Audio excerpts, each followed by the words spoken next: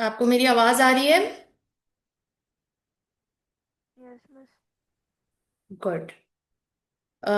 Okay.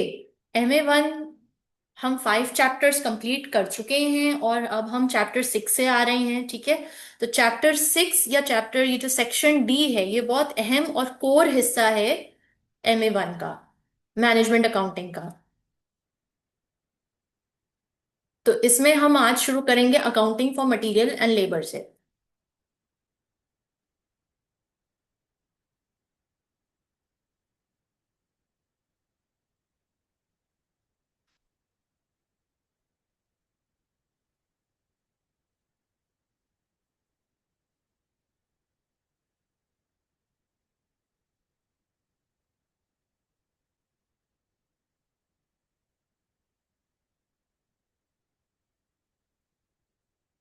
All right, accounting for material and labour cost. सबसे पहले मुझे बताएं अकाउंटिंग का मतलब क्या है। What do you understand by the word accounting? Exactly, accounting का मतलब है, जब भी मैं ये वर्ड पूछूं अकाउंटिंग, तो आपको मुझे ये जवाब देना है कि it means recording and valuation. मुझे बताइए महानूर, रिकॉर्डिंग और वैल्यूएशन किस चीज?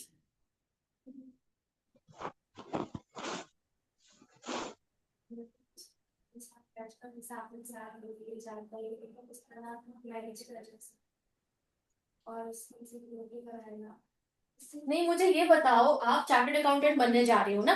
आप लोग भी चार्टर्ड अकाउंटेंट बनने जा रहे हैं। तो चार्टर्ड अकाउंटिंग का मतलब ये है कि वो अकाउंटिंग करेगा।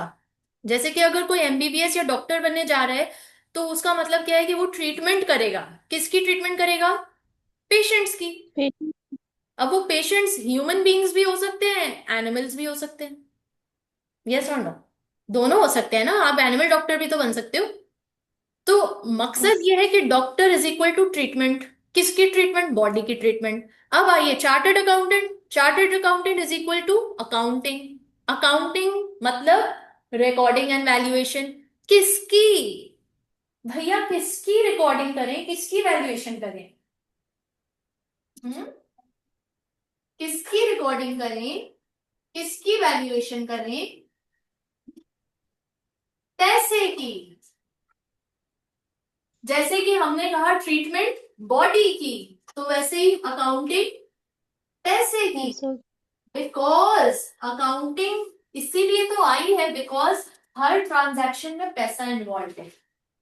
तो दर हकीकत रिकॉर्डिंग और वैल्यूएशन हम ट्रांजैक्शन की कर रहे होते हैं, और चूंकि उस ट्रांजैक्शन में पैसा इन्वॉल्व है, इसीलिए तो उसकी रिकॉर्डिंग और वैल्यूएशन बहुत जरूरी हो जाती है। कि आपने किसी को क्या माल बेचा, क्या माल खरीदा, किससे किससे उधार पे लिया, किसको डिस्काउंट दिया, किससे कौन सा प्रोडक्ट लेना है, किससे किससे कौन सी सर्विसेज प्रोवाइड करनी है, किससे उधार लिया है, किसको वापस करना है। All these are transactions. इन ट्रांजैक्शंस की आसान भाषा में मुझे बताएं Iqra, what do you mean by transactions? कुछ भी मतलब पैसा ट्रांजैक्ट करना, लेन देन करना। लेन देन। आसान भाषा में ट्रांजैक्शन का मतलब है लेन देन, सेल परचेज। लेन देन, आप किसी को कुछ दे रहे हो तो बदले में कुछ ले रहे हो। किसी को कुछ दे रहे हो तो बदले में कुछ ले रहे हो। तो और ये जो लेन देन है, इस लेन देन में जो एक चीज इन्वॉल्व है फॉर श्योर शॉर्ट, वो क्या है? पैसा, money. And because money is involve, you have to record and value, क्योंकि इसी का तो हिसाब किताब करना है। अब इसकी मिसाल ले लें आप, कोई आसान मिसाल, यानी कि कोई बिजनेस की मिसाल। जब भी हम यहाँ पे समझते हैं किसी कॉन्सेप्ट को, तो उसको रिलेट करते हैं, कनेक्ट करते हैं किसी भी आसान बिजनेस की एग्जाम्पल से। तो हम कौन कौन सी एग्जाम्पल्स हम जहन में रखते हैं? Supermarket, school. Yes, supermarket, restaurant and schools वगैरह। Schools, hospitals. ये वो बिजनेसेस हैं जहां आप लोग का विजिट होता है, या आप लोग की ऑब्जर्वेशन में ये चीजें हैं। सुपरमार्केट में एक दिन में कितनी ट्रांजैक्शंस हो रही होती हैं आयशा? बहुत सारी होती हैं। बहुत सारी, सेवरल ट्रांजैक्शंस। हजारों की तादाद में। अब रमजान आ रहे हैं ना सर पे, देखो हर सुपरमार्ट के आगे कैसा रश लगा हुआ है। कैसी लाइनें लगी हुई हैं, तो रमजान का यानी पूरे मंथ का स्टॉक अब सब खरीद रहे हैं। तो अब ऑब्वियसली कोई एक चीज तो है नहीं, हजारों चीजें हैं, छोटी छोटी छोटी छोटी, ये वो करके so many things people are purchasing. कितनी ट्रांजैक्शंस हो रही हैं एक दिन में? क्या ये पॉसिबल है किसी ह्यूमन बीइंग के लिए इसको याद रख पाना मेंटली? No, right?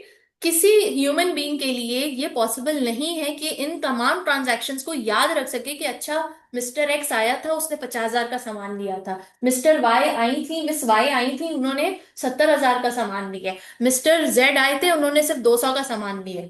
क्या ये याद रख पाना मुश्किल है? यस। नामुमकिन है, इम्पॉसिबल है। लिहाजा यहाँ पे फिर रोल आ गया किसका? अकाउंटिंग का। रिकॉर्डिंग एंड वैल्यूएशन, कि आपको रिकॉर्ड भी करना है और वैल्यूएशन भी करनी है। आइए 15 साल पीछे चले जाते हैं, जब सुपरमार्ट्स बहुत ज्यादा नहीं थी एक्टिवली इस शहर में। तो क्या होता था? किराने की दुकानें छोटी छोटी, वहां से जाके सौदा लेते थे। उनके पास कोई कंप्यूटर सिस्टम भी नहीं होता, तो वो क्या करते हैं? मैनुअल दिखते हैं। मैनुअली पूरा बिल बनाते हैं, मैनुअली, और उसमें ज्यादा टाइम लगता है। अब सुपरमार्ट में आप देखो, आप कारफोर ले लो, ह्यूज सुपरमार्केट, कितने काउंटर्स हैं, कितनी ज्यादा ट्रांजैक्शन हो रही है एट द सेम टाइम। और आप एक किराने की दुकान ले लो, वहां एट अ टाइम एक ही ट्रांजैक्शन हो सकती है ना, क्योंकि मैनुअली सब रिकॉर्ड कर रहे हैं, तो उसमें ज्यादा टाइम लग रहा है। तो जैसे ही मैनुअल से सिस्टम कंप्यूटराइज पे गया, तो सेल्स क्या हुई? 10,000 टाइम्स बढ़ गई, 10,000 टाइम्स बढ़ गई। तो ये कैसे पॉसिबल हुआ? कंप्यूटराइज सिस्टम की वजह से, आसानी की वजह से, अकाउंटिंग सॉफ्टवेयर की वजह से, इन्वेंटरी सिस्टम मैनेजमेंट की वजह से, कि सब कुछ कंप्यूटराइज हो गया। And with in a click bar code code scan होता है, ठक ठक ठक ठक बिल जनरेट हो जाता है, और ट्रांजैक्शन होता है। और उसकी रिकॉर्डिंग और वैल्यूएशन भी कौन कर रहा है? सॉफ्टवेयर। तो आप और मैं चार्टर्ड अकाउंटेंट बनने जा रहे हैं, तो अब आप और मुझे क्या जरूरत है कि हम बैठ के अकाउंटिंग के रूल्स को समझें और रिकॉर्डिंग और वैल्यूएशन सीखें, जबकि सब कुछ सिस्टम में तो है। एक सॉफ्टवेयर ही तो खरीद के लाना है। आप इंटर भी पढ़ के आए हो, आपको मैं सॉफ्टवेयर के आगे बिठा दूं, बोलो करो ठक ठक ठक, बस बार कोड ही स्कैन करना है तुमने। अब आप बताओ, जो सुपरमार्ट पे जो सेल्स पर्सन खड़ा हुआ है, जो कैश काउंटर पे खड़ा हुआ है, जो आपको ट्रांजैक्शन कर रहा है और जो आपको बिल बना के दे रहा है, रिसीट दे रहा है, जनरेट करके आपसे पैसे रिसीव कर रहा है, वो बंदा क्या कोई चार्टर्ड अकाउंटेंट है? नहीं। क्या कोई बहुत हाईली क्वालिफाइड पर्सन है जो वहां खड़ा है सिस्टम के आगे? एक बेसिक बंदा जिसको बेसिक इंग्लिश एबीसीडी और कंप्यूटर यूज करना आता हो, बेसिक हिसाब किताब आता हो, और सबसे अहम वो ऑनेस्ट हो। ऐसा नहीं हो कि वो आपसे 10,000 ले, 500 अपनी पॉकेट में डाल ले और बोले कि सर 500 कम है। ऐसा ना हो कि आपसे 10,000 ले और सिस्टम में कुछ और एंट्री करके दराज में कुछ और डाले। तो यहाँ पे एथिकल या मॉरल वैल्यूज ऊपर आ गए, रादर देन क्वालिफिकेशन। सिर्फ एबीसीडी भी पढ़नी आती है और कंप्यूटर यूज करना आता है हल्का फुल्का, बस वो भी इनफ है। लेकिन शर्त क्या होगी? कि आप ऑनेस्ट होने चाहिए, आप लॉयल होने चाहिए, यस और नो, ईमानदार होने चाहिए। तो ये अब शर्त आ गई, एथिकल और मॉरल वैल्यूज की वैल्यू हाई हो गई। तो अब आप और मैं क्यों पढ़ रहे हैं ये? क्यों पढ़ें? क्या ही जरूरत है? चलो उसको यूं समझते हैं। अभी कुछ दिनों पहले ही मैंने एक सोशल मीडिया न्यूज थी, उसमें मैंने पढ़ा कि चाइना में एक कोई सर्जन था, और वो सर्जरी चाइना से कर रहा था, लेकिन वो हो रही थी अफ्रीका में। पेशेंट अफ्रीका में था, और सर्जरी चाइना से डॉक्टर कर रहे हैं। किसकी मदद से? इंटरनेट और एआई की मदद से। तो क्या अब डॉक्टर्स को हम पढ़ाना छोड़ दें कि क्या जरूरत है पढ़ाने की? या डॉक्टर्स को हम ये बोले कि भाई अब आपको तो नहीं पढ़ने की जरूरत है कि जिस्म में कितनी हड्डियां होती हैं, जिस्म में ब्लड का क्या काम है, जिस्म में कितने ऑर्गन्स होते हैं, आपको क्या जरूरत है पढ़ने की? अब तो सब कुछ एआई कर रहा है, सर्जरी भी एआई कर देगा, आपने बस एआई के आगे खड़े हो जाने, बटन प्रेस करने हैं। क्या ख्याल है, डॉक्टर्स की भी पढ़ाई छुड़वा देते हैं? हाँ? क्यों जरूरत है हमें ये पढ़ने की? क्यों जरूरत है डॉक्टर्स को बेसिक्स पढ़ाने की? क्योंकि बेसिक बहुत जरूरी है, foundational knowledge is very very important, ये आपकी बुनियाद बनती है। इसके ऊपर तो बिल्डिंग खड़ी होगी। फिर उस बिल्डिंग को भले आप मशीन से बनाओ, कोई फर्क नहीं पड़ता। लेकिन अगर बेसिक्स ही आपको नहीं पता, तो फिर आप किस काम के चार्टर्ड अकाउंटेंट और किस काम के डॉक्टर? क्योंकि बेसिक्स के बगैर तो वही बात है ना, अंधेरे में तीर चलाने वाली बात है। आपको एग्जैक्टली exactly पता होना चाहिए कि ये एआई भी अगर कुछ कर रहा है तो वो क्या कर रहा है और कहाँ कर रहा है, और इसका क्या, अगर इसने गलत कर दिया तो फिर इससे क्या नुकसान हो सकता है। आपको पता होना चाहिए कि सिस्टम में डेटा एंट्री करने वाले गलत एंट्री भी डाल सकते हैं। तो आपको जब फाउंडेशन ही आपको नहीं पता तो आप गलती भी आइडेंटिफाई नहीं कर पाओगे। आपको जब फाउंडेशन ही नहीं पता, आप कैसे वो एसीसीए के स्किल्स यूज कर पाओगे? एसीसीए के स्किल्स याद है जो मैंने बताए थे? कौन कौन से स्किल्स हैं? ए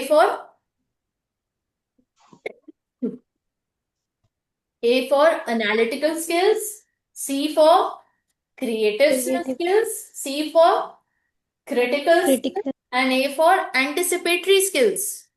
ये चार स्किल्स आप कैसे यूज करोगे जब तक आपकी फाउंडेशन ही खाली है, आपकी बेस ही नहीं बनी हुई? तो बेस तो आपको जाननी पड़ेगी ना। बेस जानोगे तो फिर आगे सिस्टम भी ऑपरेट कर सकते हो, एआई ऑपरेट कर सकते हो, किसी से काम करवा सकते हो, फिर जो मर्जी चाहे कर सकते हो। बिल्डिंग तो खड़ी होगी फिर उस पे, क्योंकि बेस स्ट्रांग बनी हुई है। तो आइए अब हम अकाउंटिंग जो कि बेस है वो हम सीखने जा रहे हैं कि अकाउंटिंग रिकॉर्डिंग और वैल्यूएशन दो हिस्सों में डिवाइड कर दी गई है। एक लेमन, एक सब्जी वाले को भी पता है, जो सब्जी ठेले पे बेचता है, कि वो अपनी कॉस्टिंग कैसे करेगा। कॉस्टिंग का क्या मतलब होता है? बेसिक अंडरस्टैंडिंग क्या है? अगर एक सब्जी वाला ठेले पे सब्जी बेच रहा है तो वो अपनी सब्जी की कॉस्ट कैसे निकालेगा? आयशा?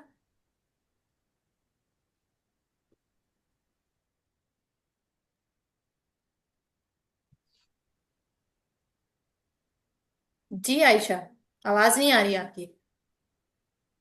यस बस। एक सब्जी वाला अपने ठेले पे सब्जी बेच रहा है या फल बेच रहा है, वो अपनी सब्जी और फल की कॉस्ट कैसे निकालेगा?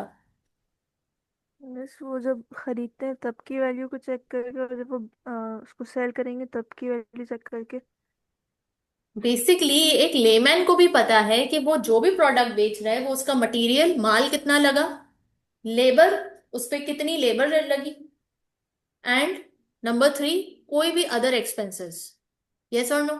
तो वो सब्जी वाला ये कह रहा है कि मैंने सब्जी जो सप्लायर था वहां से कितने में उठाई है, वो मुझे कितने का दे रहा है।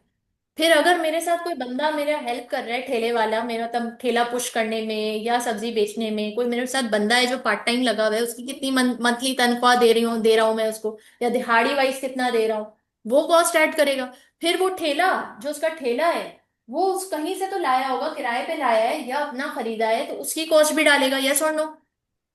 यस। यानी ये बेसिक सेंस तो एक अनपढ़ शख्स को भी है कि वो अपनी कॉस्टिंग कैसे करेगा प्रोडक्ट की, और फिर उसके ऊपर अपना थोड़ा सा मुनाफा डाल के सेलिंग प्राइस निकालेगा। यस और नो? यस। तो ये एक आम से अनपढ़ शख्स को भी पता है। अब आपको और मुझे क्या पता होना चाहिए एज एन एसीसीए? ठीक है, बेसिक तो वही रहेगी। बेसिक क्या है? मटेरियल, कि हम कॉस्ट निकालते हुए, किसी भी प्रोडक्ट की कॉस्ट निकालते हुए उसमें क्या क्या चीजें ऐड करेंगे? Material, labour, and overheads. Overheads मतलब अदर एक्सपेंसेस, इनडायरेक्ट एक्सपेंसेस, अलावा, उसके अलावा यानी कि मटेरियल, अगर सब्जी वाले की एग्जांपल ली जाए तो मटेरियल क्या है उसका? सब्जी। इन्वेंटरी जिसको हम कहेंगे। लेबर क्या है उसकी? जो भी उसके साथ लगा हुआ है या उसकी खुद की जो मेहनत है। और ओवरहेड्स, दूसरे खर्चे यानी कि उसका ठेला। अब इसको दूसरे बिजनेस सेटअप पे ले जाएं, इस स्कूल या इस ऑर्गेनाइजेशन की बात करें, तो इस ऑर्गेनाइजेशन के लिए मटेरियल क्या है? मटेरियल यानी कि उसका बेसिकली जो प्रोडक्ट या सर्विस देने के लिए जो इस्तेमाल हो रहे हैं। तो स्कूल्स की अगर बात की जाए तो मटेरियल बहुत कम है। ज्यादा क्या है? लेबर। लेबर यानी टीचर्स। टीचर्स हैं जो कि स्किल्ड लेबर में आती है, स्किल्ड है। उनके पास टीचर्स की क्वालिफिकेशन होनी चाहिए, ठीक है, स्किल्ड टीचर्स। और फिर ओवरहेड्स यानी कि बिजली का बिल, रेंट, किराया, ये वो, सिक्योरिटी, मेंटेनेंस, ये सारी चीजें। Getting the point? इसी तरह दूसरे हम मिसाल ले लेते हैं, मार्कर बनाने वाली फैक्ट्री। मार्कर बनाने वाली फैक्ट्री का मटेरियल क्या होगा? Raw material. इनके प्लास्टिक चीजें, इंक, ठीक है, मशीनरी, ये सब मटेरियल में आ जाएगा। और लेबर, जो लेबर लगी है, जो बना रही है, मैन्युफैक्चर कर रही है। ओवरहेड्स, बिजली, रेंट, पानी, फला फला, जो भी दूसरे एक्सपेंसेस हैं। ठीक। तो ये ये बेसिक फॉर्मेट है कि आप किसी भी प्रोडक्ट की कॉस्ट निकालोगे तो उसमें मटेरियल, ये देखें, मटेरियल, लेबर और ओवरहेड्स, इन तीनों का ख्याल रखोगे, इन तीनों की कॉस्ट शामिल करोगे। ठीक। अब आइए, हम इस चैप्टर में सबसे पहले स्टार्ट कर रहे हैं अकाउंटिंग फॉर मटेरियल, यानी मटेरियल की रिकॉर्डिंग और वैल्यूएशन हम किस तरह करेंगे। तो मटेरियल की रिकॉर्डिंग और वैल्यूएशन किस तरह करेंगे, वो करने से पहले हमें ये जानना जरूरी है कि कितने टाइप्स ऑफ मटेरियल्स मौजूद हैं। कितने टाइप्स ऑफ मटेरियल हैं, बताइए। क्या क्या मटेरियल की क्या क्या शक्लें हैं। एक है जिसको हम कहते हैं रॉ मटेरियल, फिर दूसरा है जिसको हम कहते हैं फिनिश गुड्स, और तीसरा है जिसको हम कहते हैं वर्क इन प्रोग्रेस। क्या है ये तीनों? रॉ मटेरियल, मेरे साथ रिपीट कीजिएगा। Number one, types of material, raw material, finish goods and work in progress. तो रॉ मटेरियल में अगर हम मार्कर बना रहे हैं तो उसका रॉ मटेरियल क्या होगा? प्लास्टिक, ये जो इंक, ये इसका स्टिकर का ग्लू, ये सब रॉ मटेरियल है। फिनिश गुड क्या होगा? जब मार्कर तैयार है, जब मार्कर तैयार है तो उसके स्टॉक को हम फिनिश गुड्स कहेंगे। वर्क इन प्रोग्रेस क्या होगा? जब ये मार्कर अंडर प्रोडक्शन होगा, मशीन के नीचे अभी पूरा बना नहीं है, अभी बन रहा है, in the process, work in progress, work in process और work in progress, that is, these are the three types of material. Clear? यहां तक कहानी क्लियर है?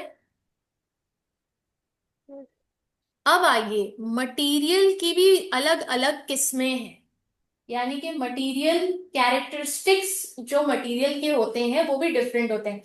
शेप अलग होती है, किसी का टेक्सचर अलग होता है, किसी का कलर अलग होता है। अब लाइक फॉर एग्जांपल, मटेरियल आपके पास सॉलिड शक्ल में भी हो सकता है, लिक्विड शक्ल में भी हो सकता है, और गैस शक्ल में भी हो सकता है। यस और नो? सॉलिड, जैसे कि हमने कहा प्लास्टिक सॉलिड है, लेकिन हो सकता है इसमें पानी का भी इस्तेमाल हो रहा हो, तो दैट इज लिक्विड। और गैस, हो सकता है इसको हीट से गुजारा जा रहा हो, और हीट में जाहिर है ऊपर जो हीट आएगी वो कार्बन डाइऑक्साइड। यस और नो? तो ये तीन तरह की कैरेक्टरिस्टिक्स हो गई, सॉलिड, लिक्विड एंड गैस। फिर कलर, कलर डिफरेंट होता है, हर मटेरियल का कलर कलर अलग होगा। फिर उसके बाद शेप, साइजेस, टेक्सचर, कोई रफ होगा, कोई सॉफ्ट होगा, कोई बहुत हार्ड होगा, कोई आप लोग ने वो देखे स्लाइम, आजकल बच्चे बड़ा खेलते हैं स्लाइम से, कैसा स्क्विशी सा मटेरियल होता है। यस और नो? तो कोई वैसा होगा।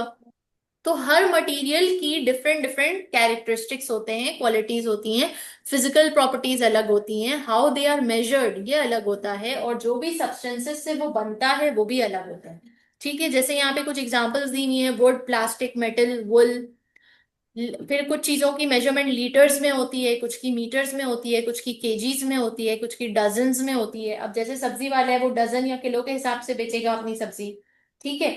लेकिन ऑन दी अदर हैंड कोई कपड़े वाला है, किसी से आप कपड़ा लेने जाते हो तो मीटर के हिसाब से लेते हो कपड़ा, ठीक है। तो मेजरमेंट्स भी अलग, colour, shape, fire resistance, water resistance, abrasiveness, flexibility, quality, ये भी कुछ फीचर्स हैं। कुछ प्रोडक्ट्स होते हैं, कुछ मटेरियल्स होते हैं जो फायर रेजिस्टेंट होते हैं, कुछ वाटर रेजिस्टेंट होते हैं, कुछ नहीं होते हैं, कुछ बहुत फ्लेक्सिबल होते हैं, कुछ बहुत हार्ड होते हैं। ठीक हो गए यहां तक बात? रॉ मटेरियल हमने देख लिया है, वर्क इन प्रोग्रेस देख लिया है, फिनिश गुड देख लिया है, ठीक है। अब आइए, इन्वेंट्री ऑर्डर, जल्दी से ये फॉर्मूला लिख लीजिए। देखें, अब जब हम इन्वेंट्री ऑर्डर की बात कर रहे हैं तो यहाँ पे जहन में आपके आना चाहिए एग्जाम्पल सुपरमार्केट का, ठीक है। सुपरमार्केट में आप, जाहिर है, जब शेल्फ्स में सामान रखा हुआ है और कंटिन्यूअसली कस्टमर्स आके खरीद रहे हैं तो शेल्फ्स खाली भी होंगे नहीं होंगे?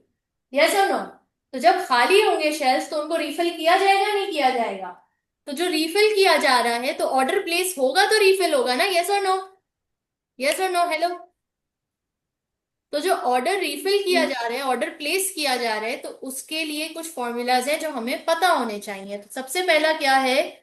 Units produced is equal to unit sold plus units in closing inventory minus units in opening inventory.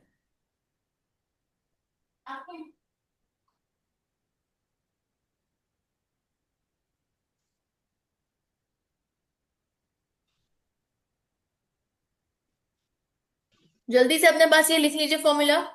Units produce यानी वो यूनिट्स जो कि प्रोड्यूस हुए हैं वो बराबर हैं किसके? Unit sold minus units in closing inventory. नहीं, माइनस नहीं है, ये प्लस है। Plus units in closing inventory minus units in opening inventory. This is plus.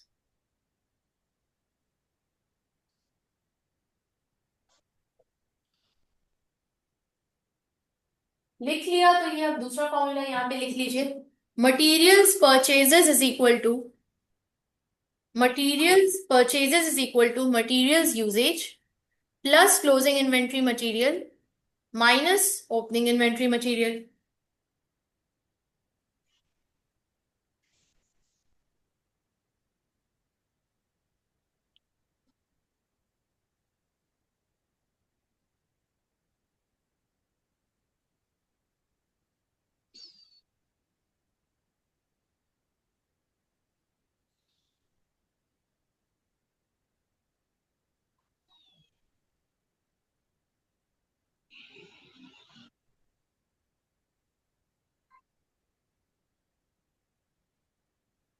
Done. दोनों फॉर्मूलाज लिख लिए। अब ये फॉर्मूला यस। आपको एग्जाम में किसी भी तरह से पूछा जा सकता है। It's like a puzzle, jigsaw puzzle. हो सकता है आपको एग्जाम में बोला जाए यूनिट्स प्रोड्यूस्ड आपको गिवन है, यूनिट सोल्ड गिवन है, units in closing inventory given है, और आपसे बोला जाए यूनिट्स इन ओपनिंग इन्वेंट्री बताना। तो जब आपको ये फॉर्मूला याद होगा तो आप मिसिंग फिगर फाइंड आउट कर सकते हो नहीं कर सकते हो? बेसिक मैथमेटिकल इक्वेशंस सॉल्व करना है। Units produced is equal to unit sold plus units in closing inventory, ये तीनों का डेटा गिवन है। यूनिट्स इन ओपनिंग इन्वेंटरी का डेटा आपसे बोला जा रहा है फाइंड आउट करो। कर सकते हो नहीं कर सकते हो? यस। दूसरे फॉर्मूला में मटेरियल परचेजेस, यहाँ पे यूनिट्स की बात नहीं हो रही, यहाँ पे मटेरियल्स की बात हो रही है। ये यूनिट्स क्या है? ये फिनिश प्रोडक्ट है। फिनिश प्रोडक्ट यानी कि मार्कर, फिनिश प्रोडक्ट की बात हो रही है, लेकिन यहाँ पे प्लास्टिक की बात हो रही है जो मटेरियल इसमें इस्तेमाल हुआ है। Material purchases is equals to materials usage plus closing inventory material minus opening inventory material. इसको भी ऐसे ही टेस्ट किया जा सकता है कि हो सकता है एग्जामिनर आपको तीन चीजें दे दे, ये तीन चीजें गिवन हो और आपसे बोले कि मटेरियल परचेजेस फाइंड आउट करो। कोई भी इसमें से तीन फिगर्स आपको गिवन होंगी और एक डेटा मिसिंग होगा, वो डेटा आपको इस इक्वेशन के जरिए फाइंड आउट करना है। कैसे करेंगे? यहाँ पे छोटा सा एग्जांपल है, इसको सामने रखेंगे और सॉल्व करेंगे। A business buys deltas, puts them through a finishing process, and then sells them. At the beginning of June, the store's manager realizes that there are only 35 deltas in inventory. क्या मतलब? यहां से क्या data निकल के आ रहा है कि जून के शुरू में वो मैनेजर क्या कह रहे हैं कि उसके पास कितने डेल्टास रह गए हैं? सिर्फ 35, यानी कि ओपनिंग इन्वेंट्री है क्लोजिंग है? क्लोजिंग। रह गए हैं। आप देखें तो सही, बोल क्या रहे ओपनिंग है। हैं? At the beginning of June, जून के शुरू में जो भी माल रखा हुआ है ना, बिगिनिंग में जो भी माल रखा हुआ है उसको ओपनिंग इन्वेंट्री कहते हैं, और जो एंड में माल रखा हुआ है उसको क्लोजिंग इन्वेंट्री कहते हैं। तो ओपनिंग इन्वेंट्री 35 डेल्टास। फिर क्या कह रहे हैं? And wants to know how many he will need to order in each of the next 3 months। वो पता लगाना चाह रहे हैं कि उसको मजीद कितने डेल्टास ऑर्डर करने चाहिए हर महीने। तो he ascertains that planned sales for the next 3 months and planned closing inventories of deltas in units are as follows। चूंकि यहाँ पे क्या दिया हुआ है? डेल्टास इन यूनिट्स, तो कौन सा फॉर्मूला यूज करेंगे? यूनिट्स वाला या मटेरियल मटेरियल वाला? यूनिट्स वाला यूज करेंगे, और उसमें फिर यूनिट्स वाला यूज करेंगे फॉर्मूला। हमारे पास जून के महीने की ओपनिंग इन्वेंट्री गिवन है 35, प्लान्ड सेल्स गिवन है 120, क्लोजिंग इन्वेंट्री गिवन है 60। बताओ जून के महीने में हमें कितना ऑर्डर प्लेस करना चाहिए। तो फॉर्मूला क्या है आपके पास लिखा हुआ है ना ऊपर, units produced is equals two units sold plus units in closing inventory minus units in opening inventory. तो बेसिकली उसको प्रोडक्शन के लिए कितने चाहिए, आपके पास सोल्ड वाला गिवन है डेटा, आपके पास ओपनिंग इन्वेंट्री गिवन है, क्लोजिंग इन्वेंट्री भी गिवन है, तो प्रोडक्शन निकाल सकते हो आप? निकाल सकते हो नहीं निकाल सकते हो? How many yes. Deltas must he order in the month? सिर्फ जून का निकाल के बताइए मुझे।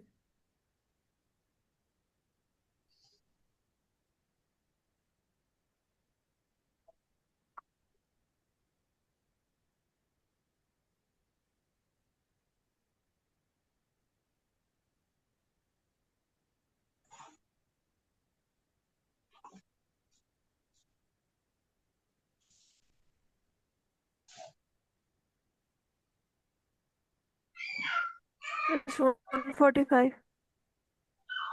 145।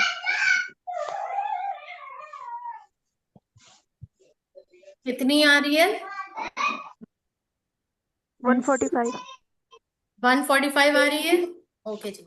अब जब ये 145 आ रही है यहाँ पर, तो जुलाई की जरा बताना।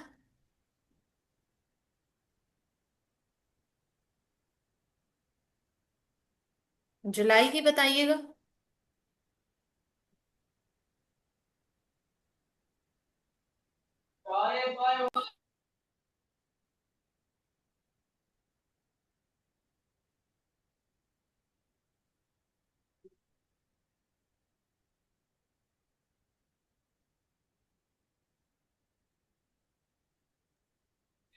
160।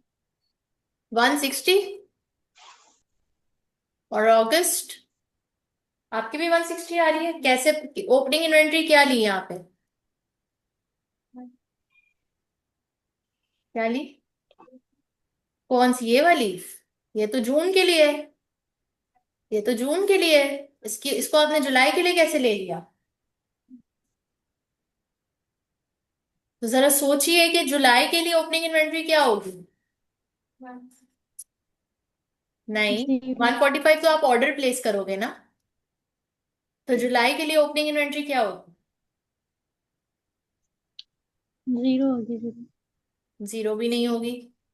जो जून की क्लोजिंग इन्वेंट्री है, जो जून की क्लोजिंग इन्वेंट्री है, वो जुलाई की ओपनिंग इन्वेंट्री बन जाएगी। यस और नो? जो जून में माल बच रहा है वही तो अगले महीने का ओपनिंग इन्वेंट्री बन जाएगा। क्या ख्याल है? यस और नो? तो अब आप बताइए आपका आंसर क्या आ रहा है। ओपनिंग इन्वेंट्री यहाँ पे जुलाई के लिए 60 हो जाएगी। This 160। 160। यस। अच्छा, फिर अगस्त के लिए बताइए। अगस्त की ओपनिंग इन्वेंट्री क्या बनेगी? 70। अब आप इसके यूनिट्स ऑर्डर बताएं कितने हो रहे हैं।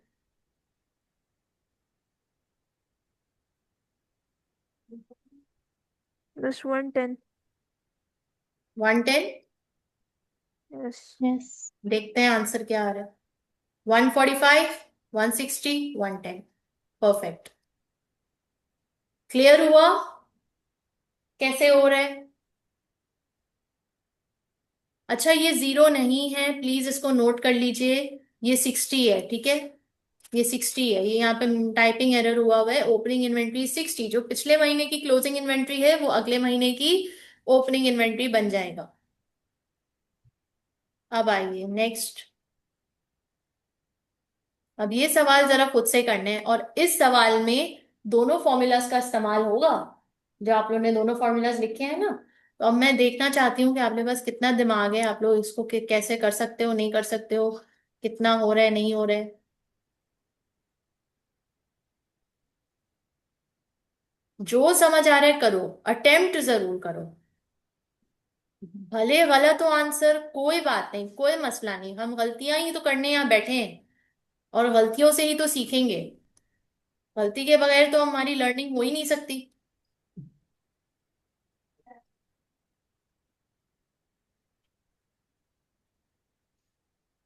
ठीक है, आप लोग अपने टेक्स्ट बुक्स में खोल लीजिए, क्योंकि ये सवाल 2 पेजेस में डिस्ट्रीब्यूट वो हुआ हुआ है, स्प्रेड आउट हुआ हुआ है। तो एट द सेम टाइम मैं कोई एक ही पेज खोल सकती हूँ। ठीक है, ये काफी बड़ा सवाल है।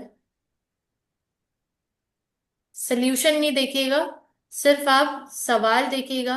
यहां तक इसका सवाल है, सवाल देखिएगा और ट्राई आउट करें खुद से।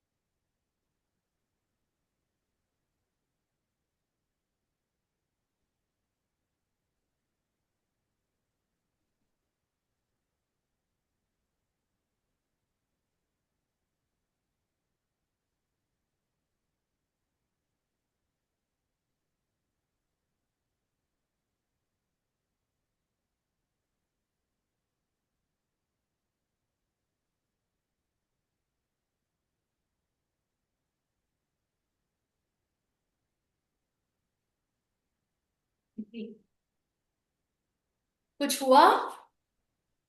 ट्राई किया, हुआ नहीं हुआ? नहीं हो रहा? कंफ्यूज कर दिया था। तो ये ये एक तेरा एग्जाम्पल नहीं मिला? क्वेश्चन नहीं था, क्वेश्चन नीचे वाला था। बेटा ये क्वेश्चन यहाँ से स्टार्ट हो रहा है ना, ये एग्जाम्पल सम है। ये पूरा स्टार्ट हो रहा है यहाँ से, और ये यहाँ ये तक है। मतलब इसमें ना प्रोडक्शन वाला कैलकुलेट द पार्ट रॉ नहीं है, but material to be purchase for each of the products.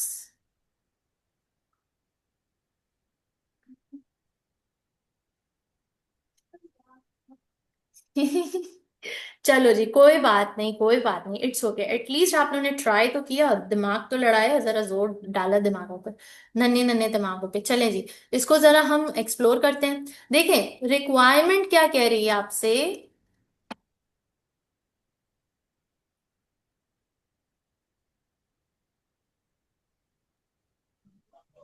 Requirement को देखिए, रिक्वायरमेंट आपसे कह रही है calculate the raw materials to be purchased for each of the products.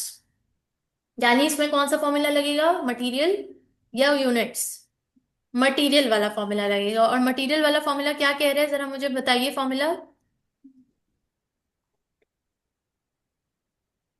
Material purchases is equal to material usage plus plus closing inventory material minus closing opening. Inventory minus material opening inventory.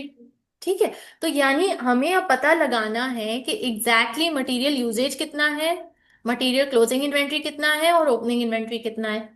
तो पता चला कि material opening inventory और closing inventory तो mentioned है, यानी यहाँ तो काम आसान है। हाउ एवर यहाँ पे तीन अलग अलग तरह के मटेरियल्स हैं, RM11, RM22 और RM33। तो अब क्या हम इसको आया सबको एडअप कर लें, या सबको डिडक्ट कर लें, या क्या अलग अलग करें, कैसे करें? अब आइए, तो ओपनिंग और क्लोजिंग तो मेंशन्ड है, अब यूजेज हमें निकालना है। ठीक है, यूजेज हम कैसे निकालेंगे? यूजेज हम निकालेंगे क्योंकि हमें यहाँ पे पता है, देखो यूजेज ऑफ रॉ मटेरियल भी गिवन है, यूजेज ऑफ रॉ मटेरियल भी गिवन है कि ये यूजेज है, लेकिन ये पर यूनिट का गिवन है। किसका गिवन है? पर यूनिट का। तो यानी हमें टोटल यूनिट्स का निकालना पड़ेगा, यस और नो?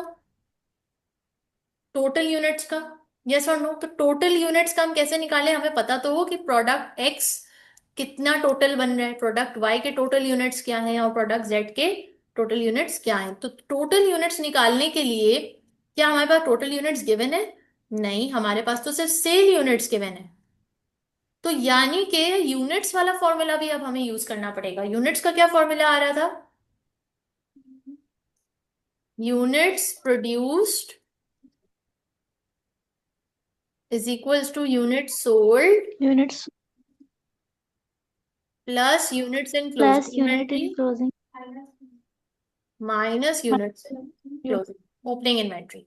ठीक है, तो यानी यहाँ पे मेरे पास क्या क्या इन्फॉर्मेशन है, यूनिट सोल्ड मेरे पास इन्फॉर्मेशन है क्योंकि 2000 यूनिट्स प्रोडक्ट एक्स के सेल हुए, प्रोडक्ट वाई के 4000 और प्रोडक्ट जेड के 3000।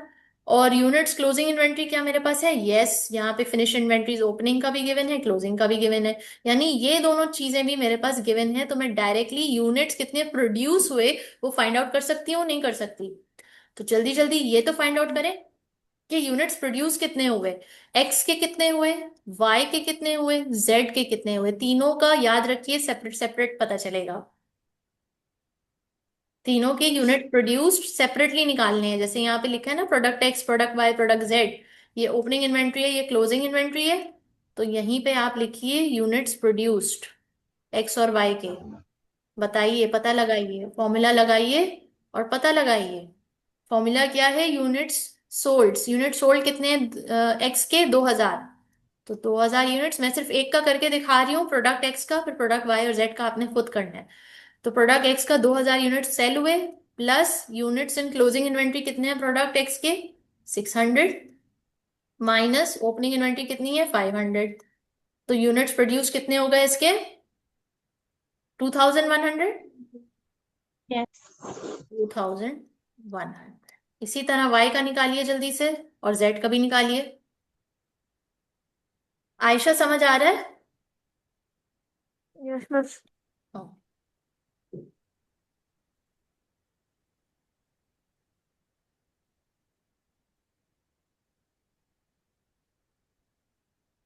बस मिल गया आंसर। मिल गया। वाई का क्या आ रहा है? 4200 एंड जेड का 3100। Very good. सबका यही आ रहा है। परफेक्ट। तो ये प्रोड्यूस यूनिट्स आपने पता लगा लिए। अब जब प्रोड्यूस यूनिट्स पता लगा लिए, यानी ये प्रोडक्शन हुई है, तो इसको प्रोड्यूस करने के लिए कितना माल इस्तेमाल हुआ है? Units of material per unit. ठीक है। तो अब आप यहाँ पे जैसे कि ये गिवन है ना, RM11, RM22, RM33, तो प्रोडक्ट एक्स को बनाने के लिए RM11 कितना इस्तेमाल हुआ है? 5। और RM22 कितना इस्तेमाल हुआ है? 2। तो 2100 यूनिट्स बनाने के लिए कितना, क्या कैसे करेंगे आप? RM11, RM22, ठीक है, RM33, और यहाँ पे आप लिखेंगे टोटल। तो RM11, 5, एक 1 यूनिट ऑफ प्रोडक्ट एक्स बनाने के लिए 5 RM11 चाहिए। तो 2100 यूनिट्स एक्स बनाने के लिए कितना RM11 चाहिए? मल्टीप्लाई बाय 5 करें।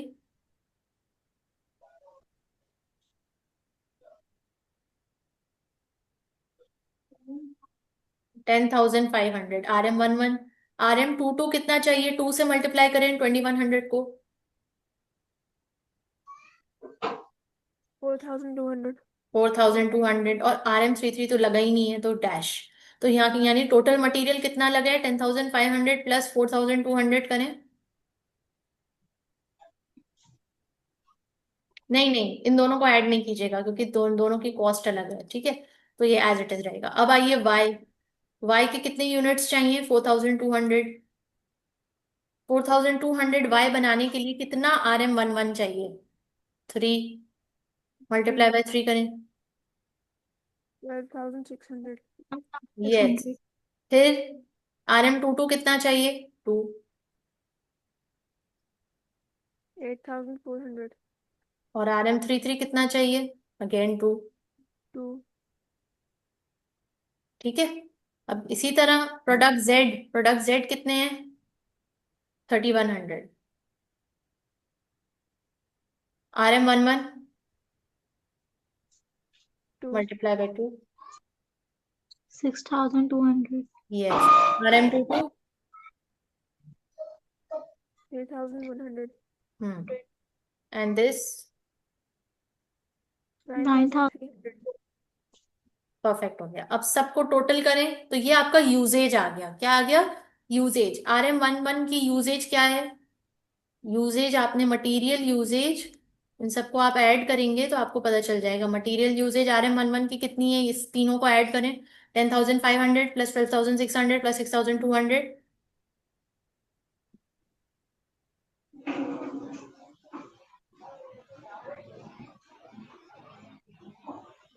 29,300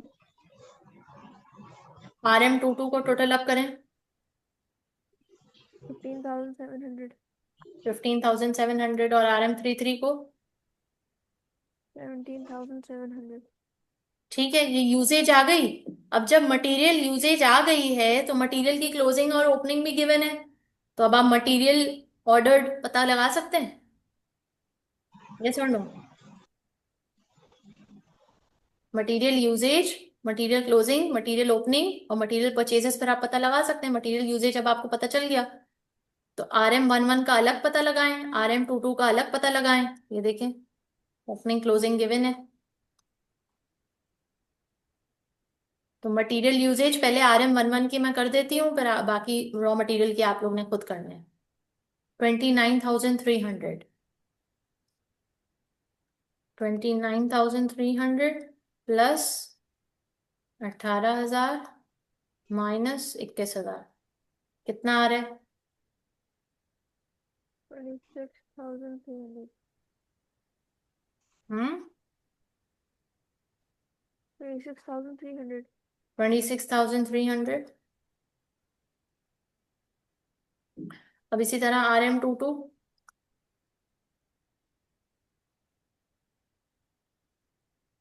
15,700।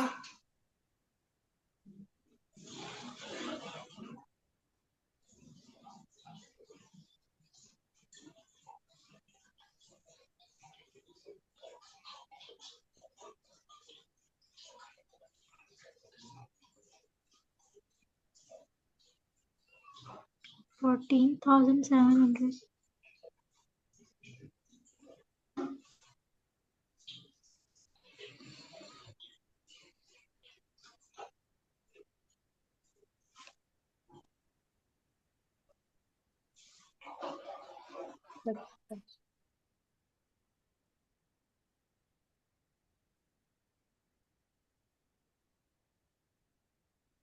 17,700 प्लस 12,000 माइनस 16,000, बताइए। 13,700। 13,700, ठीक है। यस। अभी आपके पास, अभी हम चेक कर लेते हैं आंसर, चेक कर लेते हैं, ठीक है। ये मटेरियल परचेजेस यही आ रहा है, 26,300, 14,700 एंड 13,700। अब आपने यहाँ आंसर छोड़ना नहीं है, आपने इसको डॉलर से मल्टीप्लाई करना है, क्योंकि हर एक रॉ मटेरियल की अलग कॉस्ट पर यूनिट प्राइस है। जब मल्टीप्लाई कर लेंगे तो ये मटेरियल परचेजेस इन डॉलर आपकी प्राइस निकल के आ जाएगी। क्लियर? इजी? समझ आया? कोई चीज जो नहीं समझ आई है अभी दोबारा पूछ लें, दोनों फॉर्मूला की एप्लीकेशन इस सवाल में हुई है।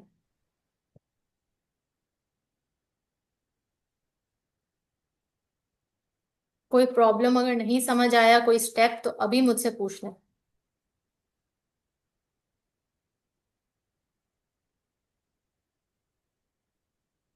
ऑल क्लियर, ऑल सेट, आगे बढ़े। अच्छा, ये सवाल है छोटा सा, खुद से ट्राई करें।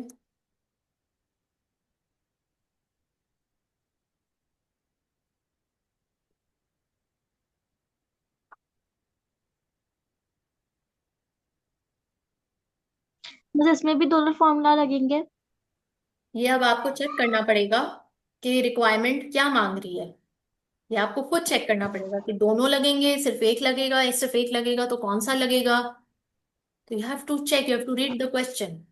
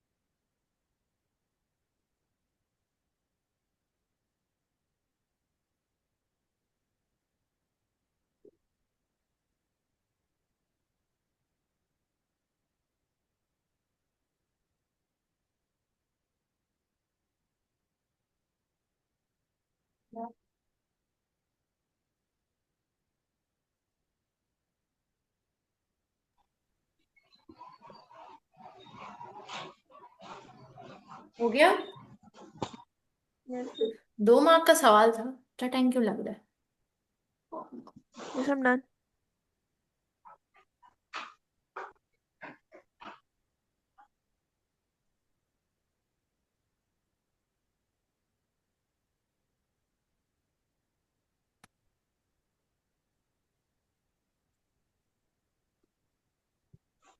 जी। 17,650। बी। 17,650 kg। आपका भी वही आ रहा है? यस। करो करो, जल्दी करो जल्दी करो, waiting for the others. Ayesha, हो गया? Yes miss. क्या आ रहा है? 17,650।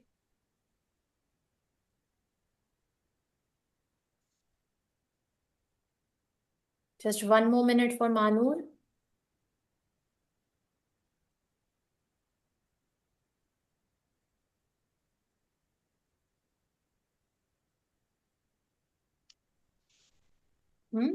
बी आ रहा है? Very good. कौन सा आपने फॉर्मूला यूज किया? Units material. वाला या मटेरियल वाला? यूनिट्स वाला, ओके। मटेरियल वाला। मटेरियल वाला? कोई मटेरियल कह रहा है, कोई यूनिट्स कह रहा है। Materials yes required for material. Production. Production के लिए जो यूनिट्स, बेसिकली यूनिट्स वाला फॉर्मूला ही है कि जिसमें लेस ओपनिंग इन्वेंट्री हो रही है और ऐड क्लोजिंग इन्वेंट्री हो रही है। 17,650।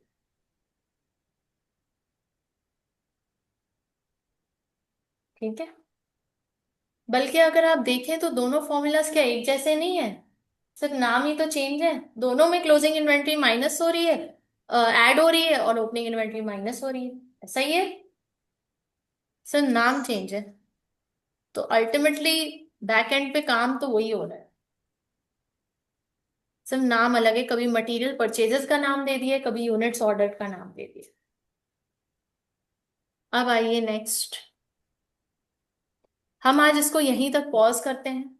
हमने ये 2 फॉर्मूलाज आज देखे हैं। आगे अकाउंटिंग फॉर मटेरियल में और भी बहुत सारी कहानी है जो हमें देखनी है। तो नेक्स्ट क्लास में हम इंशाल्लाह इसको फ्रेश माइंड से मजीद आगे प्रोसीड करेंगे। और इंशाल्लाह तब तक अपना बहुत सारा ख्याल रखिए। कोई सवाल है तो मुझसे पूछ लें। वो ठीक। थैंक यू वेरी मच, अपना बहुत सारा ख्याल रखें। आज की क्लास यहीं तक। आयशा, आपका कोई क्वेश्चन है? No miss. नो? ओके, ठीक। अच्छा, आप बाहर रिक्वेस्ट डाल दें, देखिए क्या बात होती है। अभी आप लोग का टेस्ट है मिस ना, इकरा। इकरा और मानूर और कासिम, इनका आज टेस्ट होना था फर्स्ट 5 चैप्टर्स का।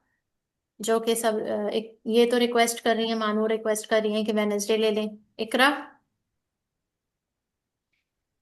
मिस फिर नेक्स्ट वीक ही ले लें। Next week? नहीं भाई, इसी वीक में ही लूंगी। मिस मेरा आना मुश्किल हो जाएगा। अच्छा, तो नेक्स्ट वीक आप कब आ सकते हो? भाई अभी तो मंडे। टेस्ट 1 होगा, फिर टेस्ट 2 होगा, अगले 5 चैप्टर्स का, फिर मॉक होगा। तो ये 4 दफा तो आपको आना ही होगा। अब आप बताओ। अब नेक्स्ट क्लास में फिर मैं हम रख लेते हैं ताकि आप मॉक भी दो और फिर क्लास भी लाइव अटेंड कर लो। सही है? जी जी। तो मिस नेक्स्ट इस क्लास वेडनेसडे। मिस मुझे वेडनेसडे को है ना? वेडनेसडे को। ठीक है। मिस मुझे कुछ पूछना था। जी आयशा, पूछो।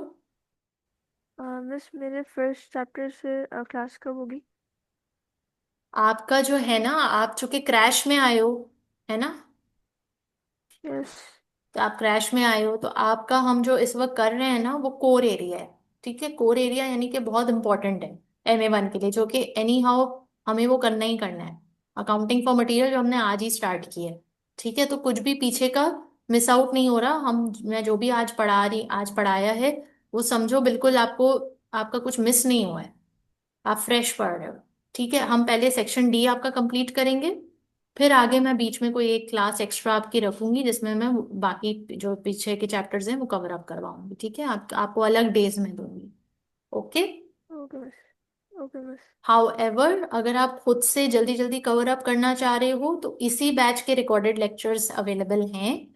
अगर आप बोलोगे तो आप वो देख लो। और फिर उसमें से, ताकि आपका टाइम बचे अगर आप टाइम सेव करना चाह रहे हो तो। और नहीं, अगर आप लाइव ही पढ़ना चाह रहे हो तो मैं आपको बीच बीच में क्लासेस रखूंगी जिसमें आपको फर्स्ट 5 चैप्टर्स जो हैं वो करवाए जाएंगे। पहले अभी हमारा फोकस पार्ट डी है, पार्ट डी कंप्लीट हो जाएगा उसके बाद होगा। Okay miss. ठीक है आयशा, चलो ख्याल रखें। अल्लाह हाफिज।